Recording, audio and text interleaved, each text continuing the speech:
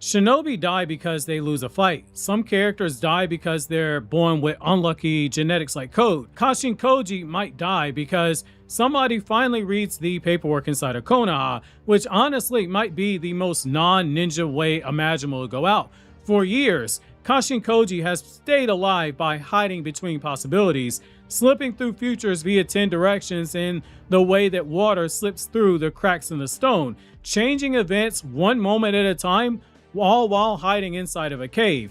But the second Konoha officially logged Jiraiya's chakra inside the village, the story may have forced, knocking over the very first domino that eventually leads to the death of Kashin Koji. Join me in today's newest Naruto Explained video where your OBC, your original Boruto chief, takes a look at why Kashin Koji being brought to Konoha while unconscious might have been Amado's biggest mistake and might wind up getting Kashin Koji killed in the future. Also, the chapter review is up on the channel right now, so make sure to check that out if you haven't already. Also, disclaimer, this is not an AI script. Not showing the AI scorecard because I think that the point has been proven. So when chapter 36 dropped, most of the fandom focused on one thing. Amado finally had Kashin Koji. He finally learned that in no future does he ever revive his daughter. Talk about gut punch, all the plotting, all the planning. Amado came up short. The reunion of Kashin Koji and Amado was 6, almost 7 years in the making. It makes sense when Amado referred to him as Kashin Koji's parent. He may have been cloned from Jiraiya, but Amado is his true parent. He created him from Jiraiya's cells. He modified his body with this ninja tech. For that reason, many of us thought him being brought to Amado's lab was the most dangerous place, and those fears were proven that they weren't unwarranted. Amado modified Koji's body again. He did it this time by messing with Koji's brain. It's as invasive of a process as there ever could be one that you experience. Yet, that wasn't what we should have focused on. The real threat happened before Koji ever reached that lab. The sensory division inside of Konoha detected Jiraiya's chakra. That doesn't seem like a big deal on this surface level. Koji was a clone of Jiraiya. It was how he was able to enter Konoha freely, because his chakra signature is Jiraiya, so it wouldn't be foreign. It's the same way that Hidari pulled up into Konoha and everyone thought it was Sasuke. The problem comes from Jiraiya. He's been dead in universe for almost 20 years now. In fact, it's 20 years depending on what month in Boruto Two Blue Vortex it takes place in. The entire ninja world knows that Jiraiya never got a proper burial. He's at the bottom of the ocean, rotting away. For the sensory unit, having that chakra show up suddenly all over again, it becomes a major WTF moment, because you know that that shouldn't be possible. That's why the sensory ninja who contacted Shikamaru immediately informed the Hokage of the situation. That's why it should be clear to readers what happened. An unconscious Kashin Koji couldn't suppress his chakra the way he did in part 1, when he slipped into the village using the chakra suppression jutsu in the manga, which is why Kashin Koji was undetected his entire stay in Konoha, even from Naruto. Shikamaru immediately understood the assignment. Nobody else needed to know this information, because it would cause a panic. If someone did find out after he made it classified, he could always say there was another Shinju that was made from Jiraiya's chakra, like we saw with Sasuke and Hidari. But then again, it opens the door to more questions. How does someone even get Jiraiya's body, and after 20 years, would there even be anything left to make a Shinju of? When you take it at face value, it's something that looks like both trying to stop something from popping up, but also to try to keep Boruto safe, and Shikamaru's own connection to Kashin Koji a secret. However, when you go deeper, you see something else. Boruto gave the warning in chapter 14 of Boruto Two Blue Vortex. He couldn't say who his helper was because it would compromise the safety of that person. That's exactly why, as soon as Amado found out that Kashin Koji was in Amado's lab, he rushed right there. Boruto's warning. Amado was looped in during the Mamushi battle, but Shikamaru clearly didn't trust Amado. That's why he got so pissed off when he heard that Amado changed the code yet again, and he wasn't able to find out what was going on in that moment. The moment was symbolic given the chapter. A Hokage in title losing more of his authority in every second without ever realizing that it was too late. He couldn't reach out to someone in the Anbu Black Ops and pull up the surveillance that we know is inside of Amado's lab because he's trying to keep it a secret. Somebody that looks like Jiraiya is inside the village. This is again why the irony is so fascinating. This was a very symbolic moment in the chapter. A Hokage in title was losing more of his authority in every second without realizing it was too late. Kobu was taking his authority. Amado was ignoring it. Boruto's warning was more important than we thought it was given the hindsight of this chapter. Boruto never said who Koji needed to keep his identity protected from, only that he needed to keep it a secret. The obvious assumption we all made was Amado. It made the most sense. That was the leftover plotline from Boruto Part 1. Ishiki teased that Kashin Koji would go after Amado. That's why the subversion of expectations worked in Chapter 36. No fireworks came from Kashin Koji's end, yet Koji was surrounded by fireworks. Amado altered his brain to speed up 10 directions and potentially saw the visions himself. Telling Koji to ask Ada what he did doesn't confirm everything that he did for Kashin Koji's body, because Ada can see what's happening and not understand what changes that Amado is making to his body. Plus, adding in Ada is written like the typical Gen Z character in this manga, a complete too long didn't read, too long didn't watch.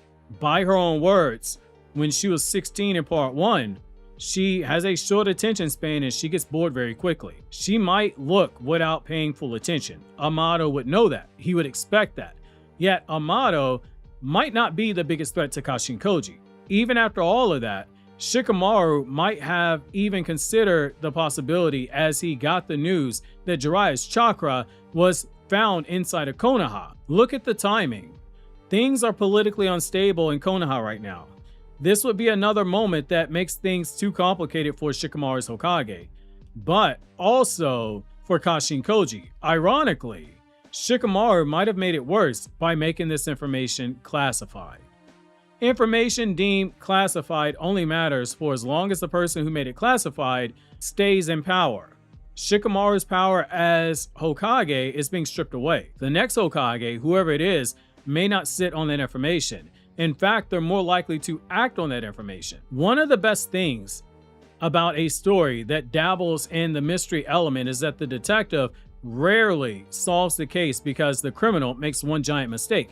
Instead, it's usually 20 to 30 tiny mistakes that add up, and the detective puts the pieces together.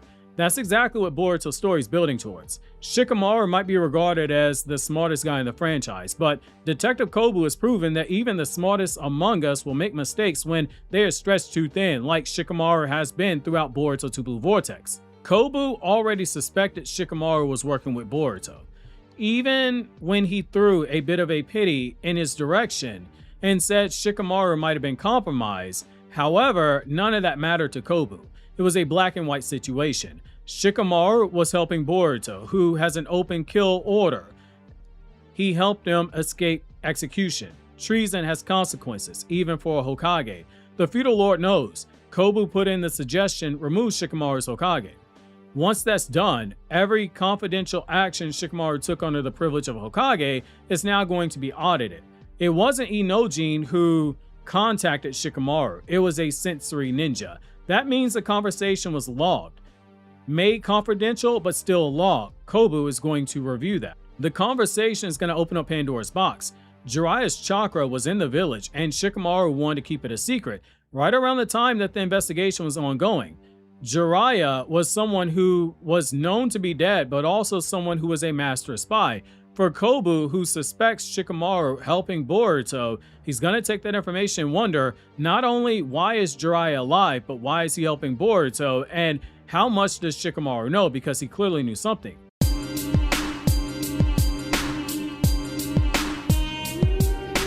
Next leap is that Shikamaru knows if it's Jiraiya, or if it isn't Jiraiya, who the person is and why they have Jiraiya's chakra. At that point, the accusations write themselves. Shikamaru set on information that was critical to village security. Then Kobu will begin asking more questions of other people.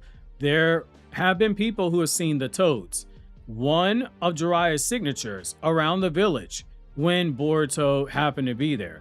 Granted, there's a strong chance nobody tells Kobu, but as we've seen, people do slip up without realizing it. One slip is all Kobu needs. Again, detectives don't solve a case based on one big clue. It's several clues that are pieced together. This becomes a bigger problem when you remember that Kobu won't be the only one looking for Koji.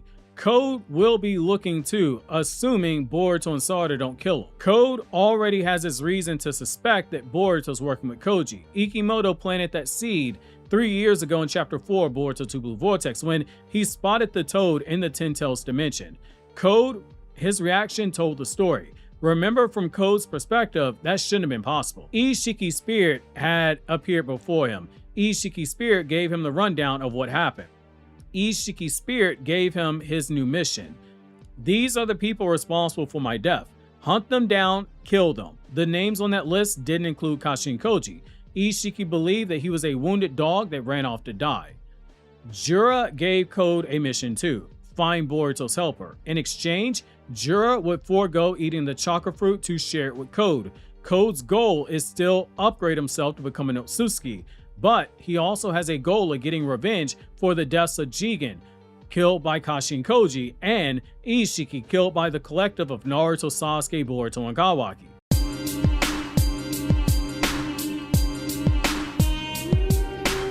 If anyone mentioned Jiraiya's chakra was in the village, Code will have his confirmation that Koji was alive.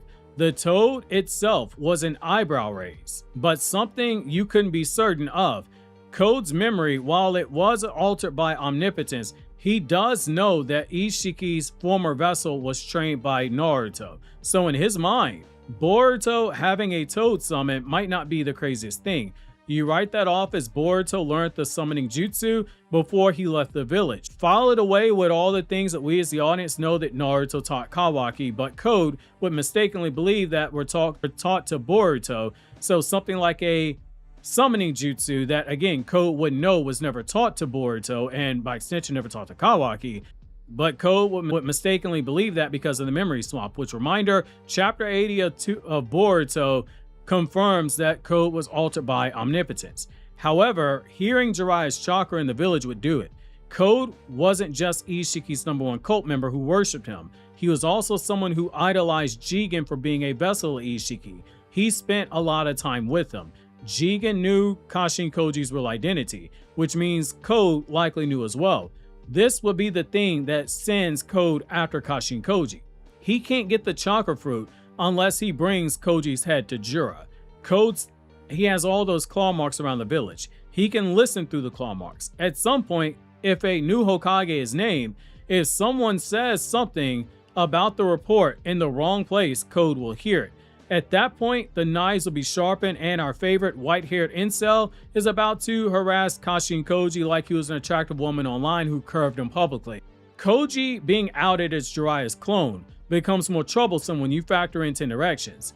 If this chapter showed us anything, it showed us what 10 Directions was put on full display. Previously, we had been told about the weakness, but we now saw it being exploited, and Amado revealed that he cut down the window between updates for Kashin Koji. Instead of it being several days apart, it was now shortened. However, notice what the chapter never disclosed to us: the length of time between the updates. All it said was that there would be more frequent updates, but not the length in time between them. Koji clearly still can't control it, and that is huge.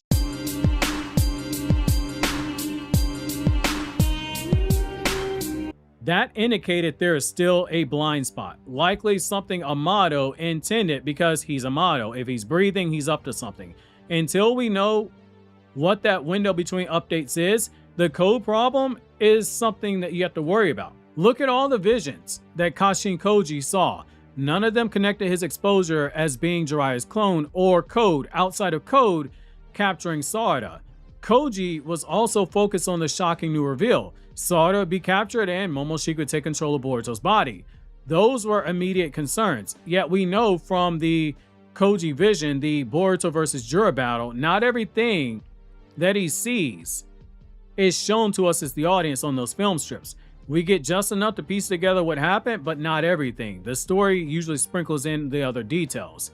For someone like Kashin Koji, who spent years doing the impossible, balancing dominoes that were in the process of falling, and doing so without anyone noticing, revealing that Jiraiya's chakra was inside the village might be his undoing, which is ironic. He himself did nothing wrong. It was Amado's fault. He ordered Kawaki knock him unconscious. He brought him back to the village. Someone unconscious can't hide their chakra signature. It's out there for anyone to pick up on.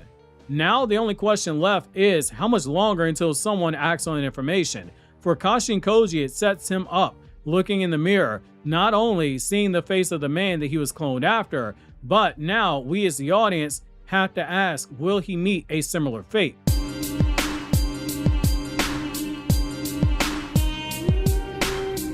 Jiraiya and Kashin Koji were born under a star change, but both pursued their goals differently. Jiraiya trusted his students. He placed hope inside of imperfect people because he understood nobody among us is perfect. He accepted that doing so opened the door to feeling hurt by those people, like when Orochimaru went rogue. Koji doesn't trust people. He doesn't trust his student Boruto. He trusts only probabilities. Whatever gets to a timeline where Jura is defeated, that's all that matters. Making decisions Jiraiya would never make, so be it. That's the irony. Koji's power, one of the translations for it is the one I use on the channel, 10 Directions, because 10 Directions lines up with how Koji's power works. Naruto uses Buddhism, it just makes sense. In Buddhist belief, there's an important idea known as the middle way or the middle path, depending on how you phrase it. It means to avoid being enslaved by extremes. Too much attachment creates suffering. One could argue Jiraiya leaned towards suffering. More irony given he's a sage, and sages and attachment don't go hand in hand. Sages are enlightenment. In Buddhism, enlightenment means breaking free of attachment in the cycle of suffering known as samsara. Jiraiya loved deeply. He believed deeply. He died for those beliefs. Kashin Koji is the opposite. Only the timeline matters, not the human attachments we form as we go through life making bonds. Neither extreme is perfect, they're flawed. Jiraiya's final lesson was the belief can reshape destiny. Now we have to ask when the time comes, what will Kashin Koji's final lesson be? Will it be knowledge alone isn't enough, that instead of trying to control the future of others, you trust them to shape it for themselves? Obviously, if you enjoyed this video, consider subscribing. Click here on the left, check out the chapter review, or click here on the right to check out this video that YouTube says you would enjoy from the Naruto Explained channel.